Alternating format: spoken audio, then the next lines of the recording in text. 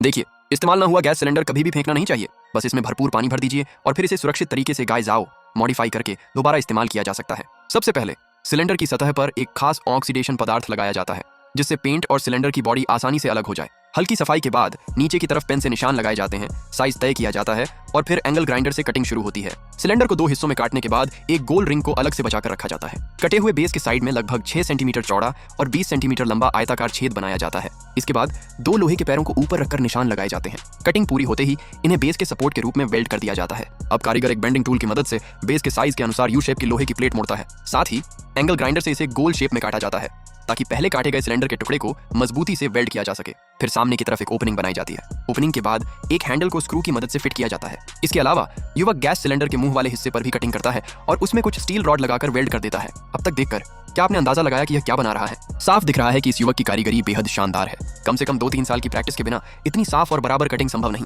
इसके बाद वह बेंडिंग टूल से एक आयताकार फ्रेम बनाता है। इस फ्रेम को भी गोल शेप में काटा जाता है ताकि यह सिलेंडर की बॉडी से बिल्कुल फिट बैठे। निशान लगाने के बाद छेद बड़ा किया जाता है और फिर इस फ्रेम को ओपनिंग पर मजबूती से फिक्स कर दिया जाता है। अब एक गोल पाइप लेकर उसे एल शेप में तैयार किया जाता है। पाइप के साइज के अनुसार निशान लगाकर कटिंग की जाती है और फिर इसे बॉडी पर वेल्ड कर दिया जाता है। इसके बाद एक लोहे की प्लेट ली जाती है, उस पर गोल निशान बनाया जाता है और कटिंग की जाती है। किनारे पर एक कब्जा हिंज लगाया जाता है ताकि यह फ्रेम से जुड़ सके। एक कहावत है, लाइक करना एहसान है, ना करना आपका हक। ग्रामीण कारीगरों की जिंदगी आसान नहीं होती। वे रोज सुबह से रात तक मेहनत करते हैं, नई नई चीजें ईजाद करते हैं। अगर आपके फोन में अभी बैटरी है तो जरा सा लाइक, शेयर और सपोर्ट देकर इन कारीगरों का हौसला बढ़ाइए। आपका छोटा सा सपोर्ट ही हमारी आगे बढ़ने की ताकत है।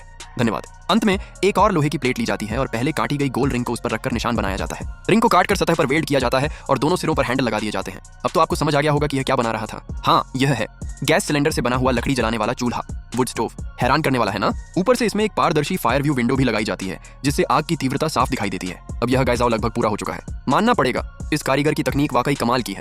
पानी उबालना हो या खाना बनाना, यह चूल्हा बेहद काम का है। इतना ही नहीं, हवा के इनलेट को कंट्रोल करके तापमान भी आसानी से एडजस्ट किया जा सकता है। आग कंट्रोल में रहती है और ईंधन की भी जबरदस्त बचत होती है। तो बताइए, आपको यह देसी जुगाड़ और क्रिएटिव गाइजाओ कैसा लगा?